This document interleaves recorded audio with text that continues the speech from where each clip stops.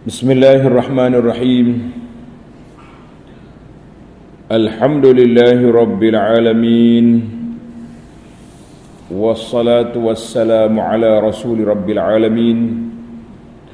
Nabiyyina wa habibina wa qudwatina Muhammad ibn Abdullah wa ala alihi wa sahbihi wa man sar ala nahjihi wa ihtada bihadihi wa istanna bisunnatihi ila yaumiddin.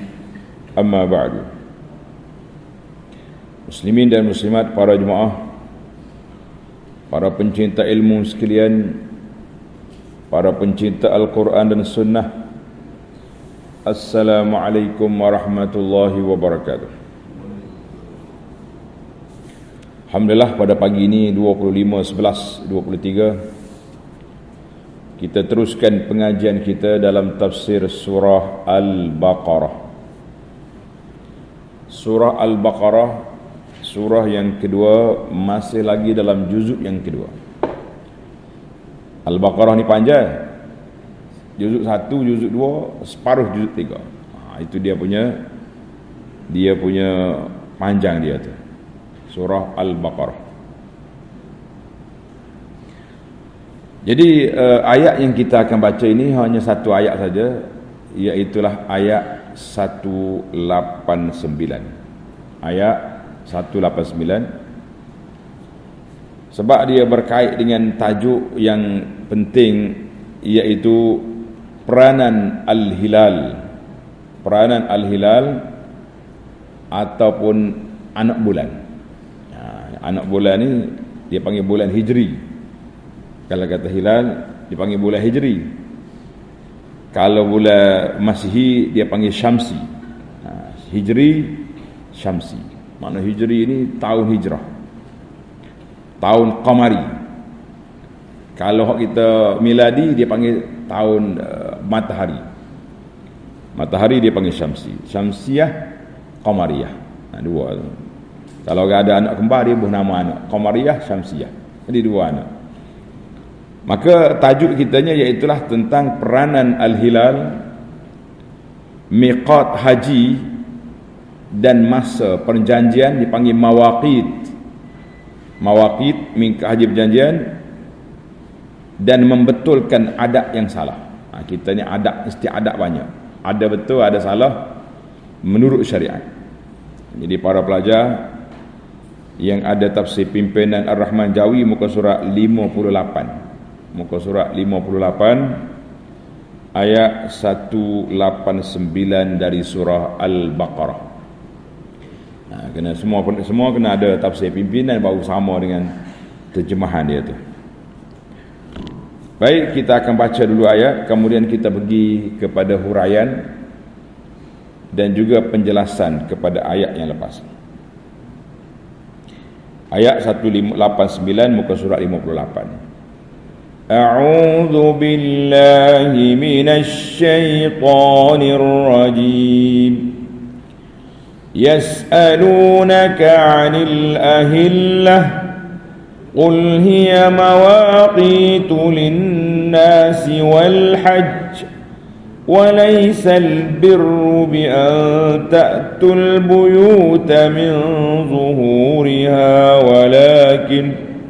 ولكن البر من اتقى وأتوا البيوت من أبوابها واتقوا الله لعلكم تفلحون.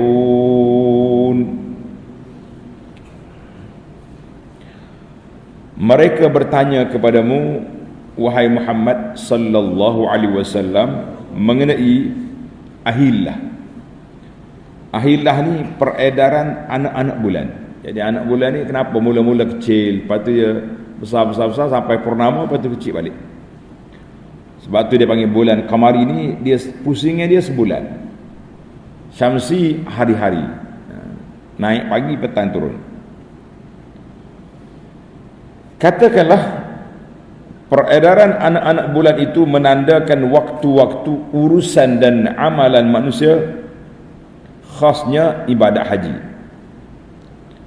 Dan bukanlah perkara kebajikan kamu memasuki rumah dari bahagian belakangnya ketika kamu berihram. Tengok orang jahiliyah dulu, tengok nota dia berkata, pada zaman jahiliyah apabila mereka berihram, tengok ni, biasanya apabila mereka berihram semasa mengerjakan haji, mereka masuk ke rumah masing-masing dari sebelah belakang, masuk pintu belakang. Ada kata naik ke atas, ke tingkap pun ada juga. Ayat suci ini membasmi adat jahiliyah itu, lalu menerangkan bahawa cara yang demikian bukanlah dari amal kebajikan, laisa minal bir, maknanya tak betul lah. Tak usah duduk naik ke belakang lah, kita pergi pintu-pintu lah, jangan duduk masuk kursi. Tengok terjemahan lagi.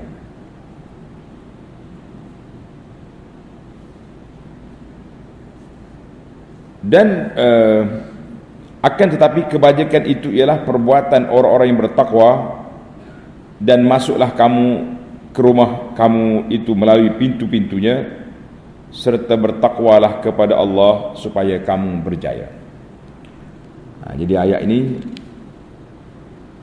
ada kaitan dengan ayat yang kita baca dalam siri yang lepas. Dia panggil Al-Munasabah. Cuba perhati para pelajar, tengok ayat sebelum dia, sebelum ayat 189, ayat 188. Cuma huraian kita itu ringkas, kita undur balik sikit. Selepas Allah Subhanahu Wa Taala menerangkan ayat tentang haji, tentang puasa Ramadan. Para pelajar, kalau kita belajar ilmu tadabbur ni, kita kena undur ke belakang. Ayat puasa bermula ayat 183. Ayat puasa bermula dari mana? Dari ayat 183 sehingga ayat 187. Di celah tu ada satu, orang panggil satu celahan ayat, iaitu ayat 186. Wa iza sa'alaka ibadi anni fa inni qarib. Kalau kamu hamba aku tanya padamu tentang aku dekat. Ulama tadabbur meneliti di sini, dia kata kenapa dalam ayat puasa ada ayat doa. Maksudnya orang berpuasa di antara orang yang mustajab doa, ambillah peluang yang besar untuk kamu berdoa ketika berpuasa. Lebih-lebih lagi hina yuftir, ketika nak buka puasa. Tak kiralah puasa sunat ke puasa wajib. Manakala kita ada isu besar dalam hidup kita ni, hari Isnin ni contohnya kita puasa. Kebetulan pula hari Isnin ni kena hari putih, dia panggil Ayyamul Bid. Ayyamul Bid. Nah, hari ni 11, 12, hari 13 tu dipanggil hari putih. Mana kebetulan hari putih kita puasa. Kita pula ada hajat besar, maka kita berdoa ketika itu, ketika berpuasa, ketika nak buka puasa, di antara tempat yang mustajab doanya biiznillahi azza wa jalla. Kemudian akhir sekali lagi ayat puasa, dia mari datang lagi ayat 187 dan ditutup dengan ayat 188, wala ta'kulu amwalakum bainakum bil batil. Kamu jangan makan harta kamu secara batil. Wa tudlu biha ila al-hukam li ta'kulu fariqan min amwalin nasi bil its wa antum ta'lamun. Dan janganlah kamu mengholorkan harta kamu, yakni memberi rasuah kepada hakim-hakim, penguasa-penguasa, kerana hendak memakan atau mengambil sebahagian dari harta manusia dengan berbuat dosa, padahal kamu mengetahui salahnya. Jadi kita ni masalah sekarang ni, dia panggil kita sedang berpuasa. Tulis munasabah ayat ini, ayat 188 dengan ayat puasa, apa kaitan dia? Jawab dia, munasabah yang sangat zahir. Sebab kita tak puasa tu, kita puasa bermakna kita tidak makan makanan yang halal. Kenapa? Kerana Allah haramkan kita makan pada siang hari Ramadan. Tak makan makanan halal, tidak bergaul dengan isteri, walaupun isteri itu isteri yang sah perkahwinannya, yang tidak ada masalah. Maka kalau kamu boleh tahan nafsu, boleh tahan diri kamu daripada makan yang halal kerana Allah Ta'ala perintah, Maka datang ayat ini, semua benda yang haram jangan kau makan. Allah Ta'ala sebut makan, tapi biasanya kalau kata makan tu maksudnya ambil dan beri sekali. Jadi para ulama telah menyenaraikan apa dia ke al-aklu bil batil. Makan ataupun ambil harta dengan batil tu, tengok ada senarai pendek di sini. Dalam senarai pendek ni ana petik dalam kitab At-Tafsirul Munir li Syekh Wahbah Az-Zuhaili.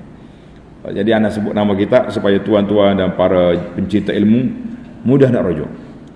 Dia kata wal aklu bil batil, makan harta cara batil. Dia kata saya tak makan ustaz, saya ambil duit beli. Samalah istilahnya makan. Orang panggil makan rasuah, makan riba. Mana ada orang makan riba? Rasuah orang tak makan juga, orang beri. Tapi istilah. Dia makan haram dia ni, maknanya duit dia tu tak sumber daripada sumber yang tidak baik.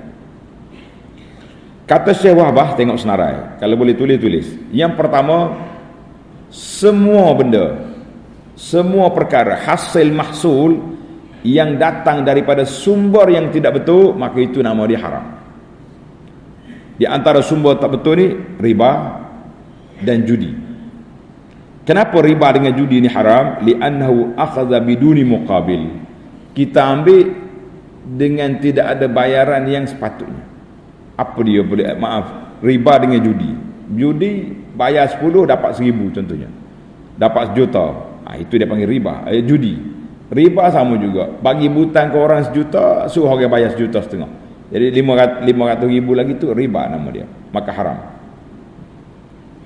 Yang kedua, kategori yang kedua ataupun kalau kita nak senarai nombor 3, iaitu rasuah, ambil dan beri dua-dua sekali. Kita kalau nak tangkap orang rasuah kena tangkap dua-dua, pemberi dan pengambil. Kita sekarang ni nampaknya penerima yang banyak kena tangkap, pemberi macam lepas. Tidak adil begitu. Tak ada orang ambil kalau tak ada orang beri. Mana dua-dua tu tak betul berlaku. Kena tangkap dua-dua. Rasuah wad difa' bil batil, dan mempertahankan benda batil. Lish? Kenapa dia haram? Li'annahuma i'anatun 'ala zulmi, kerana dua-dua ni boleh membantu merancakkan kezaliman. Dengan sebab kita bagi rasuah, hakim memihak pada kita walaupun kita salah. Orang ni salah tapi dia bayar rasuah, boleh. Dia bayar geng-geng gangster. Orang sekarang ni dia panggil gangster ke, geng kaki buli ke, apa sajalah. Jadi geng-geng ni pula pergi tekan orang tu supaya beri duit pada orang ni. Itu dia panggil membantu orang zalim dengan sebab itu. Yang ketiga, was-sadaqatu 'alal qadiri 'alal kasbi. Bila kita beri sedekah kepada orang yang mampu bekerja, dia ni boleh bekerja tapi dia malas. Jadi kita pergi bagi duit dia. Di akhirnya dia duduk tidur, dia tak ada kerja apa. Jadi itu juga orang tu, kalau dia tahu dia boleh bekerja, dia mampu bekerja, tapi dia pergi ambil duit yang orang sedekah bagi, lebih-lebih lagi duit zakat, maka itu patut penghinaan bagi orang tu. Apakah ambil duit zakat tu orang pakai miskin? Sebab itulah kita bagi nasihatlah kepada masyarakat kita ni, muslimin dan muslimat, kalau orang bagi duit zakat, jangan diambil kalau kita tak ada keperluan. Tapi kita ambil kalau kita tahu kita memang berhak untuk menerima zakat. Sebab zakat dia ada hak dia. Innamas sadaqatu lil fuqara wal masakin. Allah senaraikan 8 golongan yang boleh ambil zakat. Yang ke kategori yang seterusnya, as-sariqatu wal ghasb, mencuri dan merampok. Mencuri dengan merampok. Kenapa dikata dua-dua ni mengambil harta orang lain? Tak kiralah rompok barang atau rompok manfaat. Macam mana rompok barang, rompok manfaat ni? Barang tu dia ambil betul-betul, ambil barang awak lagi, ataupun dia tak ambil awak lagi tapi dia guna. Contohnya tempat orang ni duk jual sini, kita pergi ambil tempat dia, itu dipanggil guna manfaat. Macam hari ni di antara rompok secara baik ni, duduk sewa rumah orang tak payah sewa, tuan dia suruh keluar tak mau, atas surat lawyer pun tak baru lagi. Kalau nak lawan kita, sama ada nak bergocoh ataupun naik mahkamah. Ini semua ni termasuk dalam makan harta orang dengan batil, awak duduk rumah orang, ambil hasil masuk di situ, tapi sewa tak payah. Itu dia panggil semua tu. Dan seterusnya, makan harta anak yatim. Makan harta anak yatim ni banyak versi ni tuan-tuan. Makan harta anak yatim ni banyak versi. Ada kata ambil terus harta anak yatim tu atau menyalahgunakan hak dia. Ini yang kita bimbang hari ini. Secara rasmi makan harta anak yatim, kalau tak betul pengurusan, iaitulah NGO yang jaga anak yatim ataupun rumah kebajikan anak yatim. Ada sampai kata budak-budak yatim ni terbiar tapi pengurus dia lebih kaya. Kita mengata ini juga satu jenayah batil dalam harta benda.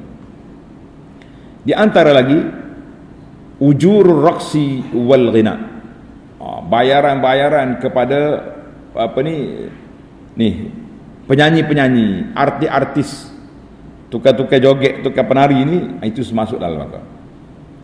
Yang seterusnya wa muhuril baghaya, duit yang dibayar kepada pelacur-pelacur, itu semua ni sampai mereka orang jahiliah pun tak ambil duit ni.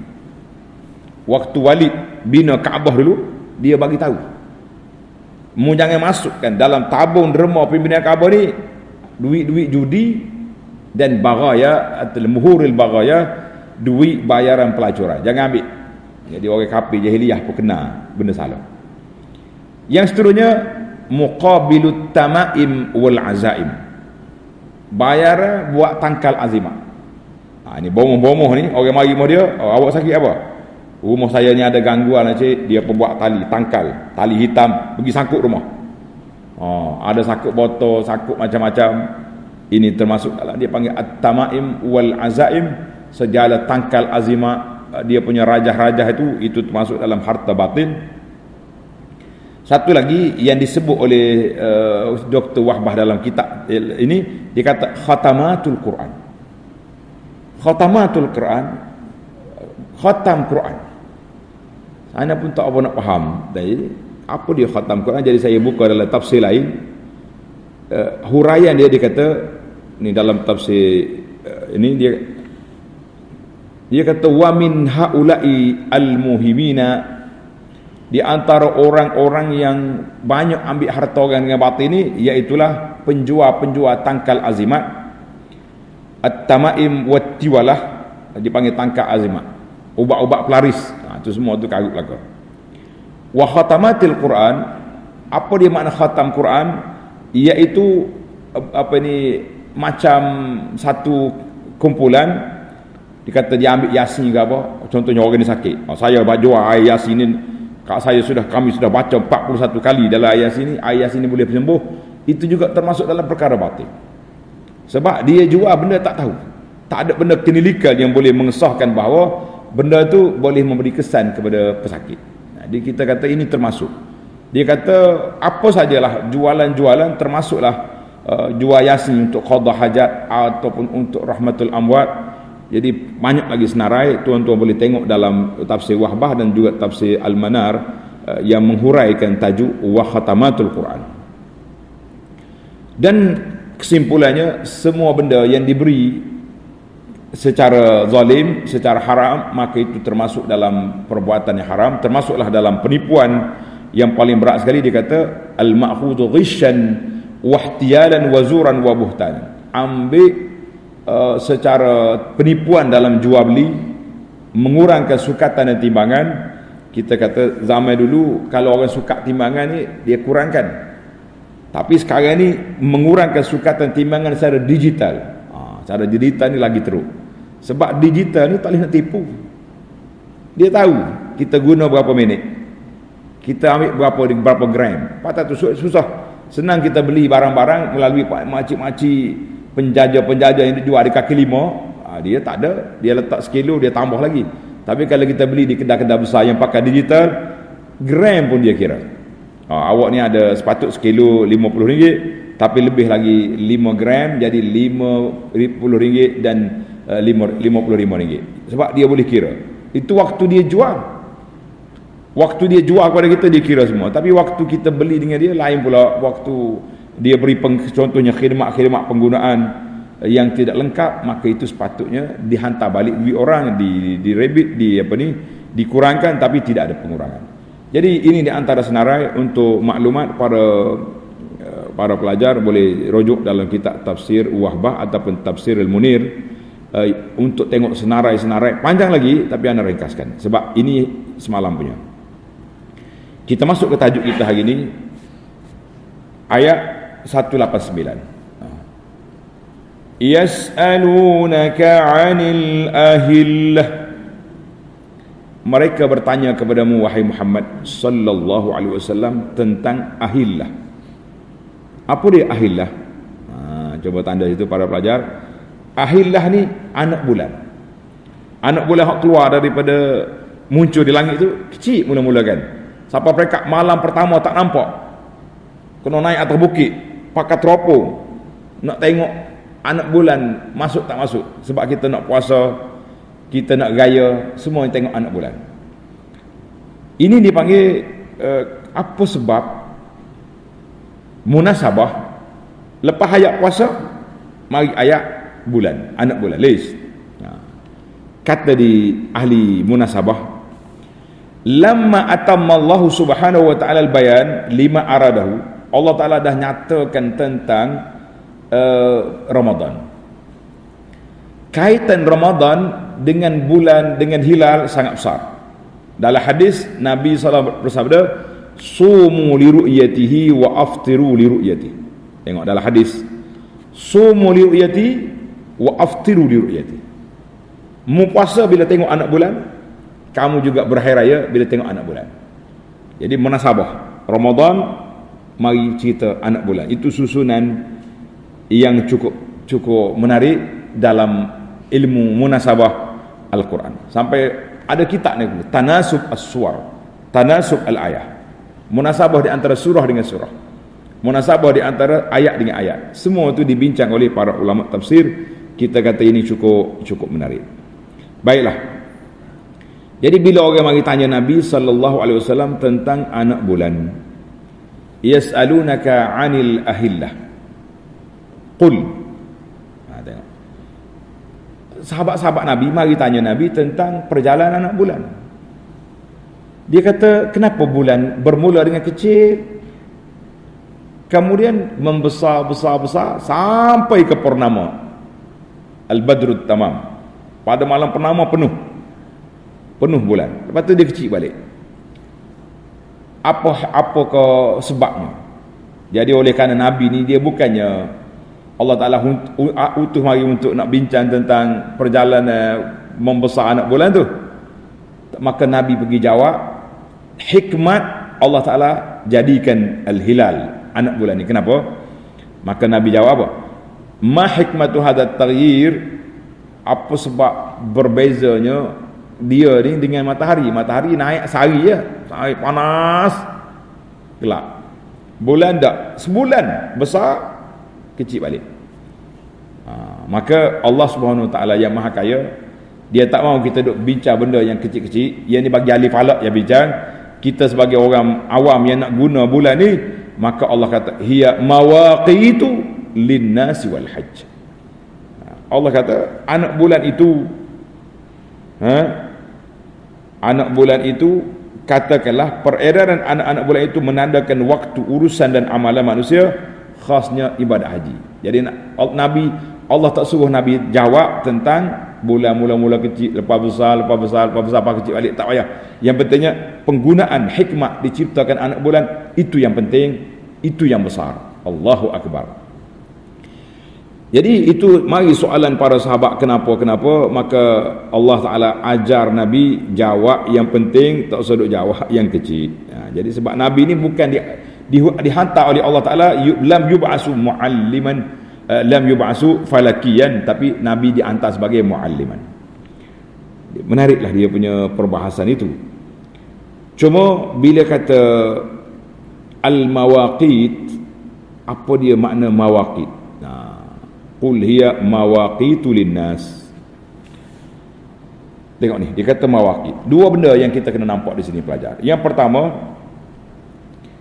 yas'alunaka, mereka tanya Biasanya semua ayat bila ditanya Allah jawab, Allah suruh Nabi jawab, qul jawab, mu jawab Muhammad sallallahu alaihi wasallam. Kecuali satu ayat je. Cuba tengok, undur balik ayat ke belakang. Hari ni kita main ke depan ke belakang sebab ilmu tadabbur ni dia tak ada duduk setempat. Ayat 186, wa idza sa'alaka ibadi anni. Kalau ayat lain faqul, mu jawab. La. Dalam ayat ini Tuhan tak suruh Nabi jawab, terus dia jawab, fa inni qarib, aku dekat. Tidak dibawa kalimah qul. Kenapa? Oleh kerana mu tanya macam mana tentang Allah, Allah kata aku dekat. Tak payah suruh Nabi jawab. Itu menunjukkan betapa dekatnya Allah Azza wa Jalla dengan hamba-hambanya. Dekat di sini bukan dekat mari duduk cokos sebelah ni. Dia panggil ma'iyyatullah. Allah Taala duduk bersama dengan kita dalam ilmunya, dalam ihatah dia, dan Allah Taala maha tinggi kedudukannya subhanahu wa ta'ala. Tengok dalam ayat ini tak ada qul sebab Allah nak nyatakan dia dekat. Tapi dalam ayat lain, semua ayat yas'alunaka wa idza sa'alaka, semua akan datang jawapan dengan qul. Jawapan dia bermula dengan qul. Maka yang pertama Allah jawab, qul, mujawab ya Muhammad, hiya mawaqitu lin-nasi wal hajj. Tujuan anak bulan ini menjadi tanda waktu bagi manusia. Apa dia makna mawaqit? Tengok ni pelajar. Al-mawaqit, dia kata mawaqit ni jam'u miqat. Miqat ini iaitulah waktu yang kita janji dengan orang. Contohnya kita kata, awak nak berhutang dengan saya, berapa? 1,000. Bila bayar pada bulan 2 tahun 2024. Itu dipanggil miqat, bayar hutang. Satu, dia panggil waktu yang dijanjikan. Itu dipanggil miqat. Banyak dalam ayat Quran yang Tuhan sebut tentang miqatu rabbi. Allah Taala janji waktu nak jumpa Nabi Musa AS di Tursena, yang Nabi Musa pergi. Dan juga miqat untuk beribadat. Apa dia panggil? Miqat zamani, waktu haji, iaitulah pada 9 Zulhijjah setiap tahun. Satu lagi dipanggil miqat makani, iaitulah tempat nak berniat haji. Jadi ni pelajar-pelajar kita ni tanda. Haji ni ada 2 miqat. Haji berapa miqat ada? 2 miqat. Yang pertama miqat zamani, waktu nak kerja haji, iaitulah bermula niat dia pada 1 Syawal, berakhir dia pada subuh 10 Zulhijjah. Tapi waktu wukuf dia bila? 9 Zulhijjah. Itu dipanggil miqat haji. Miqat makani, tempat kita nak niat haji di mana? Nabi dah setak. Orang Madinah Zulhulaifah, orang Yaman di Yalamlam, orang Najd di Qarnul Manazil. Jadi orang Syam di Juhfah. Jadi Nabi dah tetapkan bahawa itu dipanggil miqat makani. Baik, biar kita nampak lah. Hari ni kita ngaji ilmu miqat dia. Jadi sekarang ni masyarakat pergi umrah atau pergi haji, banyak kekeliruan yang dia timbul, ataupun dia sendiri yang keliru sebab dia tak belajar habis. Jadi bila dia lalu ikut miqat, dia tak niat. Tak apa, kita pergi niat di miqat tan'im. Untuk maklumat para pencinta ilmu, tan'im bukan miqat. Tan'im hanya tanah halal yang paling dekat dengan Masjid Haram, dengan tanah haram. Sebab dia 7 km je. Ini anak dah nyatakan dalam buku kita ni. Ni buku Makkah Mukarramah ni kita dah nyatakan lokasi tanah haram dan juga mawaqit miqat nak masuk Mekah. Jadi kalau kata sempadan tanah haram, ada yang 7 kilo, ada yang 20 kilo, ada 16 kilo, dia tak sama. Itu tanah haram dengan tanah halal. Jadi kalau salah lah bagi orang yang kata, saya tak nak niat di atas kapal terbang, tak niat di Qarnul Manazil, tapi saya nak pergi niat di Tan'im. Kita kata, la, awak telah langgar miqat, dan dia kena mandatory, dia kena bayar sembelih seekor kambing sebab langgar miqat. Ini kita kena jelas. Itu dipanggil miqat makani. Miqat makani, tak boleh langgar.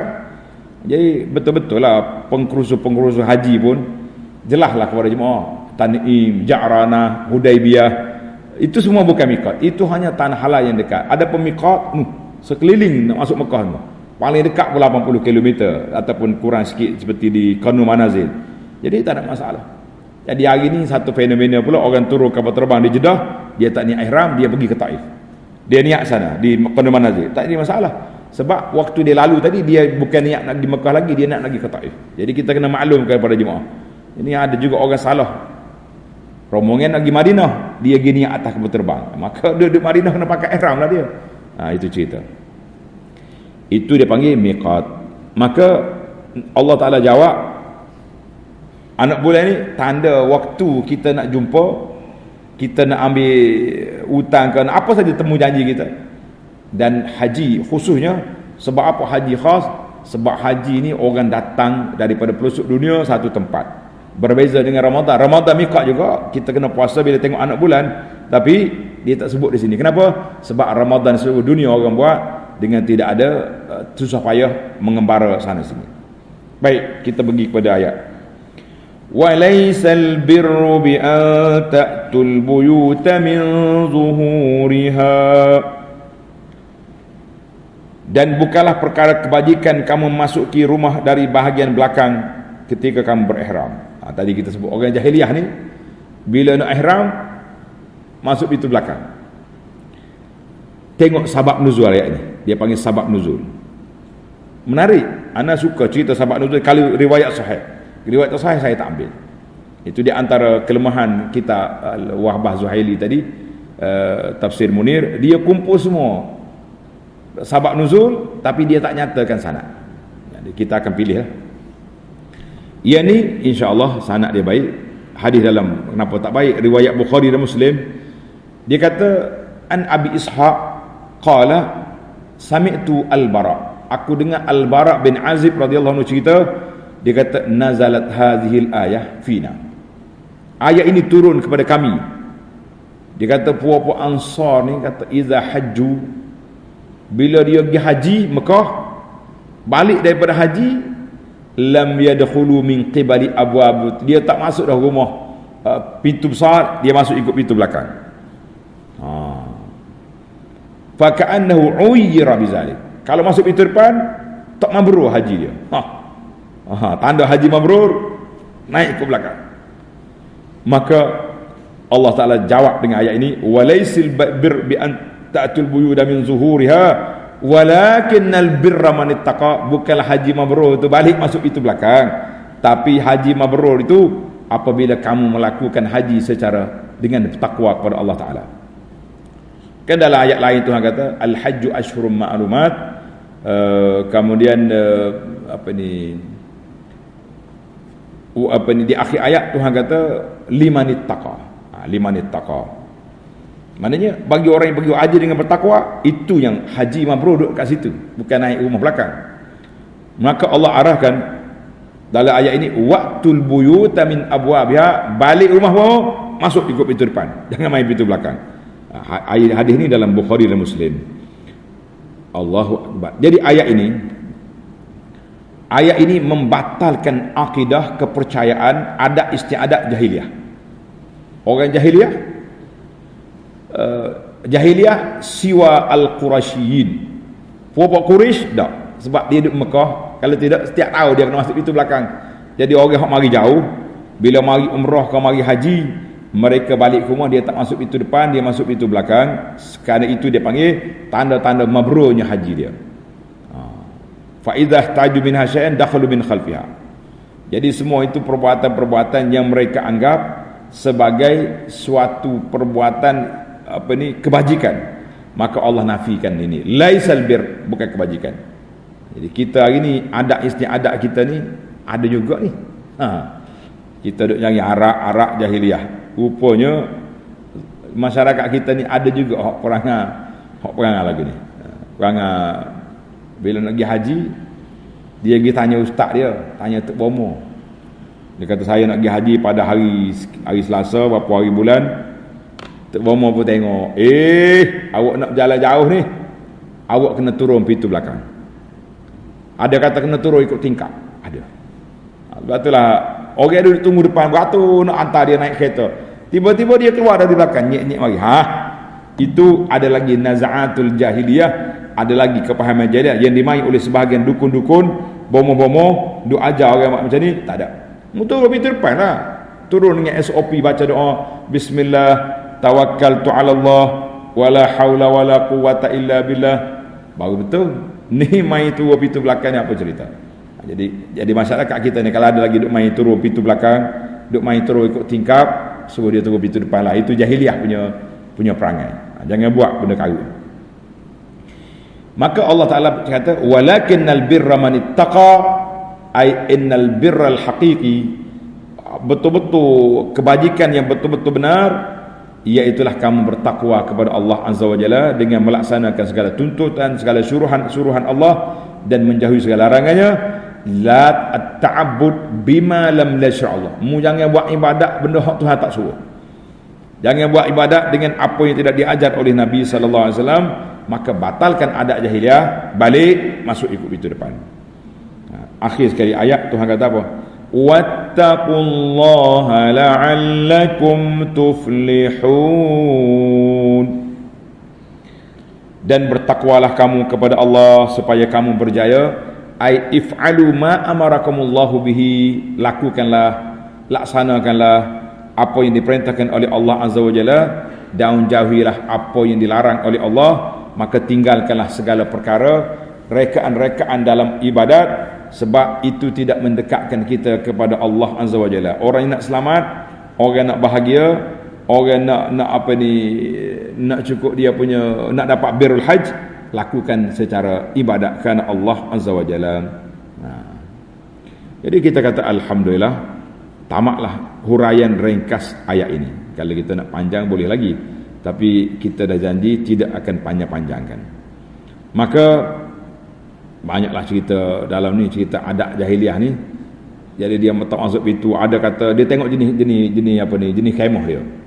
Jadi kalau kemah in kanu min ahli wabar, kalau apa ni kemah tu daripada bulu, maka dia masuk ikut tu pintu belakang. Au nuqiba fi zahir bait. Dia tak juga cerita ni. Dia kata tengok jenis rumah dia. Kalau rumah dia buat dengan kemah daripada bulu, dia masuk ikut belakang. Dia buka jahitan masuk. Kalau rumah dia minal madar, buat dengan tanah, dia tebuk lubang ikut belakang untuk masuk. Itu dia panggil buat jahiliah ni. Tak kata apalah, kita nak kata apa, moga dia pun nama dia pun jahiliah. Jadi jahiliah ni jangan duduk apa ni, tak sudut layan dia lah. Baik, menjadi kebiasaan kita bila kita baca ayat, kita akan cari 5 faedah daripada ayat yang kita belajar hari ini. Jadi insya-Allah 5 faedah yang ringkas ini apa yang kita nak tanda para pelajar. Yang pertama, yas'alunaka, mereka bertanya. Ulama tadabbur kata ayat ini menunjukkan hirsus sahabah. Para sahabat ni sangat gemar, sangat bersemangat untuk mencari ilmu. Sebab tu dia tanya yas'alunaka. Dan ada sebuah buku menarik kita ni. Pelajar-pelajar yang duduk di Madinah, yang pergi di negara Arab, buku ditulis oleh guru saya Syekh Atiyah Salim rahimahullah taala, yang dia mengajar berpuluh tahun dalam Masjid Nabi. Dia tulis sebuah kitab As-Soal wal Jawab fi Ayatil Kitab, soalan dan jawapan dalam Quran. Tadi wa iza sa'alaka yas'alunaka. Jadi dia kumpul ayat-ayat ni, dia kata semua yas'alun Allah Taala akan jawab dengan qul faqul, mujawab Muhammad sallallahu alaihi wasallam. Tak kecuali satu ayat Tuhan tak suruh kata qul, ayat wa iza sa'alaka ibadi anni fa inni qarib. Allah Taala gugurkan jawapan itu qul, sebab nak kata Tuhan tu dekat dengan kita. Itu satu ya. Jadi para sahabat ni seorang itu yang suka pada ilmu, banyak bertanya Nabi sallallahu alaihi wasallam. Maka Allah Taala tak ajar kita jawab benda yang kecil-kecil, Tuhan suruh jawab yang besar. Itu dia panggil jawapan kepada soalan yang lebih mantap daripada kita duk jawab melilau, orang tanya pula. Macam. Maka dalam ini ulama bahasa, ulama lughah, dia kata apa? Ikhtisarun syadid. Jawapan pendek tapi lengkap, komprehensif jawapan.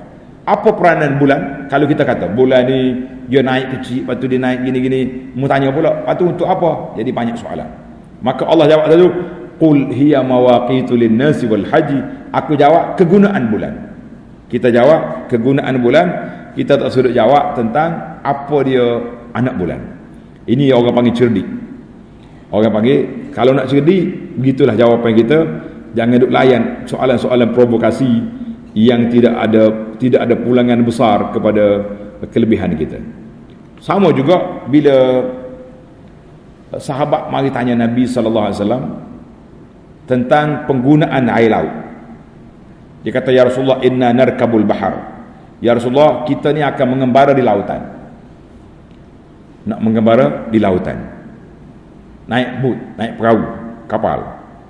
Afana tawaddu min ma'il bahri. Bolehkah kita nak ambil wuduk dengan air laut?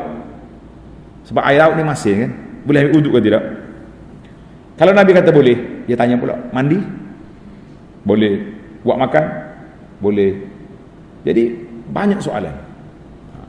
Bila dia jawab ni, Nabi jawab dengan satu-satu jawapan je yang boleh digunakan sepanjang zaman dan semua benda. Nabi kata, at-tuhuru ma'uhu al-hillu maitatuhu. Laut ni airnya bersih, binatang, hayawan, bangkai dia boleh dimakan. Habis, tak payah tanya dah. Maknanya bila Nabi kata at-tuhuru ma'uhu, airnya bersih, mau nak minum boleh, kalau boleh minum lah. Nak minum mungkin payahlah, untuk buat masak nasi boleh kan. Apa lagi, nak buat mandi pun boleh, apa pun boleh. Hayawan dia, ikan kalau mati boleh ambil, tak payah sembelih. Itu dia panggil mantap jawapan, pendek, lengkap. Macam ayat ni Allah kata pendek je, Tuhan jawab al-huwa hiya mawaqitu lin-nasi wal hajj. Cukup, mu nak bahas 3 hari 3 malam ayat ni tak akan habis. Allah, itu dia panggil ilmu bahasa Al-Quran, i'jazul Quran, cakap pendek, makna panjang. Sama juga mukjizat Nabi SAW diberi jawami'ul kalim, cakap pendek, makna panjang. Kita ni cakap panjang, kadang-kadang tak boleh nak tulis pun dia punya point, melilau sana sini entah apa. Dah. Akhir kali dengar ceramah 1 jam, suka hawa-hawa, balik-balik anak tanya, abah, isteri tanya, abang, ustaz ceramah apa tadi? Nakal, tak tahu point. Kita kata itu kita. Nabi dia panggil tulis ni, jawami'ul kalim, cakap pendek, makna panjang. Kita ni cakap panjang, cakap banyak, kadang-kadang tak ada makna. Allahu akbar. Baik. Yang kedua, isu yang kedua, hiya mawaqitu linnas. Tulis ayat Quran. Faedah yang kedua, mawaqitu linnas. Anak bulan ini, bulan ni sendiri menjadi tanda waktu bagi manusia dan waktu beribadat, iaitulah puasa, sumu li ru'yatihi wa aftiru ru'yati, dan juga haji bermula dengan 1 Syawal untuk niat. Waktu wukuf bermula pada 9 Zulhijjah. Maka itu dia panggil peranan miqat. Sepatutnya bulan hijri, bulan qamari inilah bulan yang menjadi tauqit al-alamin, menjadi takwim kepada alam ini. Jadi ada pun sekarang kita banyak guna, dia panggil tauqit al-ifrenji, orang Arab kata ifrenji, tauqit yang diguna oleh barat ni, mengikut matahari Masihi, itu digunakan oleh orang lain, tapi sekarang dah terbalik. Kata di para pengkaji, dia kata asy-syara'i qablana, syariat orang dulu daripada kita pun semuanya menggunakan bulan. Gunakan bulan, dia panggil qamari. Kemudian mari yang kemudian ini barulah mari, sebab banyak dia punya hikmat bulan qamari ni. Sebab kalau kita guna contohnya bulan puasa pada bulan 9 September, jadi kita tak akan rasa lagi puasa pada musim sejuk, sebab September mesti panas. Tapi bila mari bulan Ramadan duduk di qamari, dia berubah. Tahun ni kita puasa musim sejuk, tahun depan sederhana, tahun depan lagi musim panas. Bila musim panas kita akan puasa panjang, mungkin sampai 16-18 jam setengah negara, ada sampai 20 jam. Jadi panas. Jadi Allah SWT Maha Kaya, dia nak suruh kita rasa semua ibadat ni waktu senang. Ana sepanjang duduk di Madinah, kita melalui fasa-fasa sejuk panas ni. Allah, musim panas, 3 gelas air Zam-Zam atur depan tu. Nak azan tu atur air dulu, 3 gelas tu habis. 3 biji tamar 3 gelas air zam-zam. Mari musim sejuk setengah gelas pun tak habis. Jadi kita terasa nikmat, sukanya puasa musim sejuk, cepatnya sahur lambat, buka cepat. Mari musim panas, ya Allah sukanya kalau boleh puasa musim sejuk. Jadi jiwa kita tu bertukar. Itu dia panggil hikmah Allah Subhanahu Wa Taala. Kenapa dia letak satu-satu perkara itu di tempat dia yang sesuai, yang kita boleh kaji, kita boleh teliti, supaya kita sentiasa bersyukur kepada Allah Azza wa Jalla. Faedah yang ketiga, laisal birru bi an ta'tul buyuta min zuhuriha. Bukanlah kebajikan haji mabrur, haji itu baik itu masuk di pintu belakang. Jadi ulama tadabbur kata annal adat la taj'al ghairal masyru'. Adat istiadat kita ni, sebab kita ni ada dua. Satu dia panggil ibadat, satu lagi adat. Ibadat tak boleh buat kecuali ikut apa yang disyariatkan, yang diajar oleh Nabi sallallahu alaihi wasallam. Semua benda Nabi kita ajar. Nabi solat, Nabi kata wasallu kama raaitumuni usolli. Nabi haji, Nabi kata khuzu anni manasik. Ambil haji aku daripada kamu. Tapi dalam beradat tak apa. Dalam kaedah kata al-adah muhakkamah. Adat itu mengikut keadaan setempat. Selama dia tidak bertembung dengan syariat. Satu masa Nabi lalu di Madinah, tengok orang duduk kahwinkan kurma, pokok tamar, dia kena kahwin, dia bunga dia. Nabi kata kalau tak kahwin okey, boleh. Boleh ke kalau tak kahwin? Kalau Tuhan nak bagi buah-buah ya. Jadi sahabat ni cuba tak kahwinkan. Tak jadi buah tahun tu. Mari repot Nabi Rasulullah, tak jadi dah buah kita. Rasulullah kata tak buat, kita pun cuba tak buat. Maka Nabi kata antum a'lamu bi umuri dunyakum, dalam beradat istiadat kamu ni, mencucuk tanah macam mana, bagaimana nak kahwin, baja apa dia, mu lebih pandai daripada aku. Aku masalah agama, masalah akhirat. Sebab itu dia katakan adat boleh. Jadi, dalam kita pakaian, Nabi tak sebut apa jenis pakaian. Dia suruh kita berpakaian. Kita orang Melayu baju Melayu contohnya. Orang Cina baju merah. Orang India dengan baju kurta, apa dia panggil dah. Baju dia panggil. Orang Arab dengan jubah. Jubah Arab pula macam-macam. Jubah Arab Saudi lagu ni. Jubah Arab Qatar tak ada tekuk. Jubah Maghribi pula. Itu dia panggil adat. Mu pakai nak pakai apa? Yang penting syariahnya tutup aurat. Makan sama juga. Orang Arab makan roti, makan tamar, cicah dengan khal. Kita sini mana ada orang minum khal pagi-pagi cuba perut.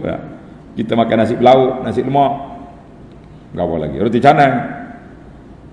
Kamu nak makan apa tak ada masalah, tapi syaratnya halal. Dan cara memakan itu Nabi kata kul biyaminika, makan dengan tangan kanan, syaitan makan dengan tangan kiri.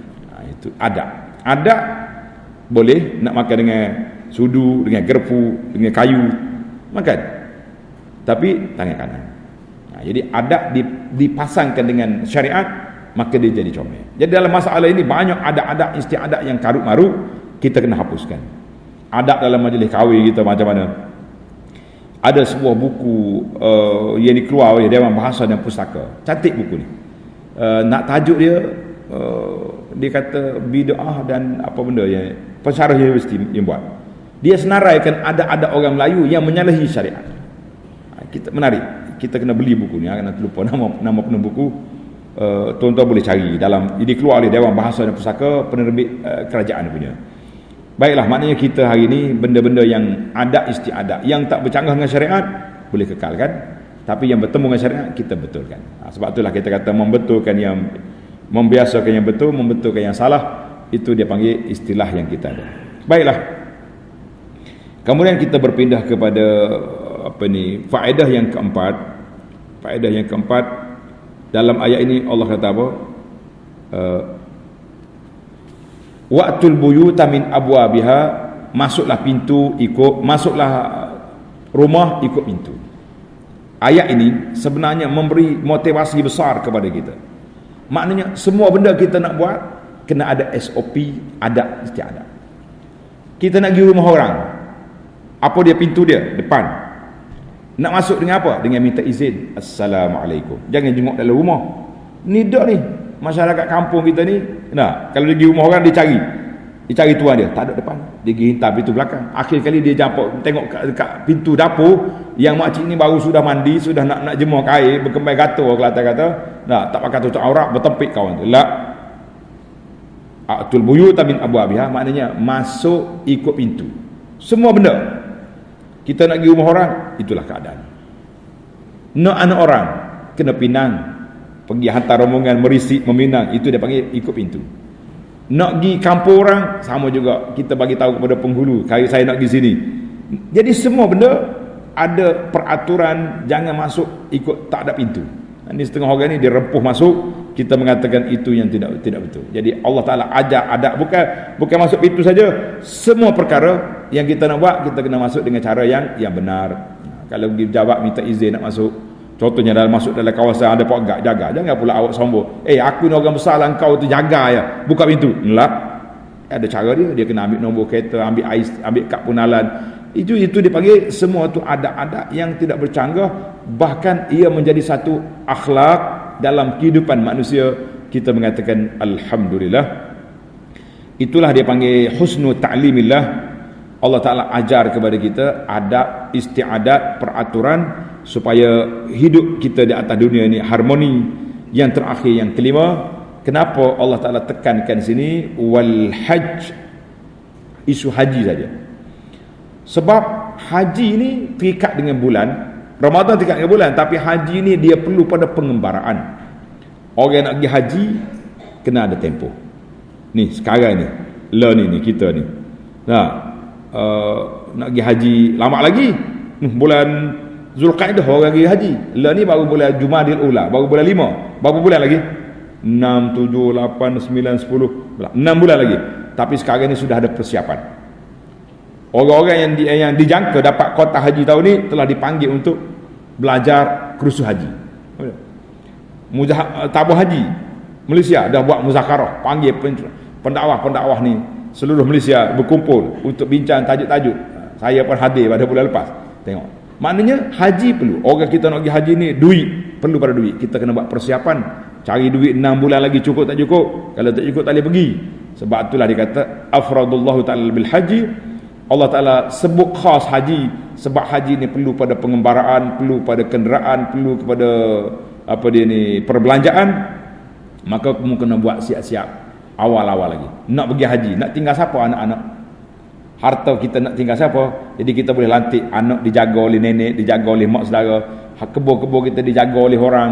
Jadi kita mengatakan Allah Subhanahu Wa Ta'ala sebut perkara yang penting. Kalau kita kata semua benda ada miqat, ada mau'id, solat ada waktu dia. Apa ni? Inna salata kanat lil mu'minina. Apa ayat tu? Allah Ta'ala sebut solat itu bagi orang mukmin ada waktu dia. Miqat juga. Tapi dia tak sebut ni sebab hari-hari kita buat. Ramadan pun tidak disebut khas. Sebab apa? Sebab orang boleh buat di tempat dia. Tapi haji perlu pada pengembaraan, sehingga Allah Ta'ala syariat haji. Tuhan kata manistaqa ilaihi sabila, bagi orang yang mampu pergi boleh pergi. Yang tak mau pergi dimaafkan.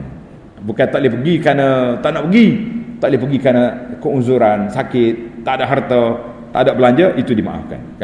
Kalau orang kaya tak pergi, cari pasal dia.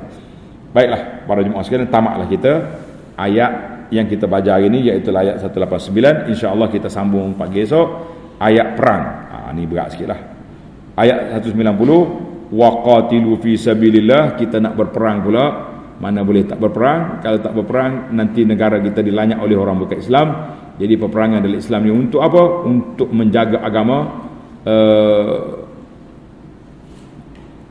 Ayat 190 tandalah sampai 195 itu kota yang diberi.